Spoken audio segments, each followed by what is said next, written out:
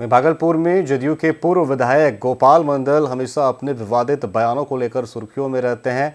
ऐसे में एक बार फिर गोपाल मंडल का एक वीडियो सोशल मीडिया पर तेजी से वायरल हो रहा है। दरअसल उक्त वीडियो में विधायक 112 पुलिस के कर्मियों को कहते हुए नजर आ रहे हैं कि गांजा पीकर आए हो क्या। वहीं तभी पुलिस कर्मियों ने जवाब दिया कि आप पूर्व विधायक है। बताया जा रहा है कि विधायक अपने हथियारबंद सहयोगियों के साथ कॉलोनी के रास्ते को घेराबंदी कर रहे थे, तभी वे 112 के पुलिस कर्मियों से उलझ गए। वहीं आपको बता दें कि बरारी थाना अध्यक्ष विकास कुमार ने कहा कि उक्त मामले पूर्व में कोर्ट में चल रहा है। दरअसल हालांकि इस वायरल वीडियो की पुष्टि रफ्तार मीडिया नहीं करता है।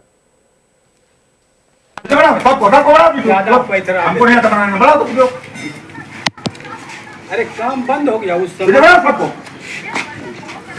अरे गजाती है खाना जाएगा, काम को बंद रहेगा एकदम। अब वीडियो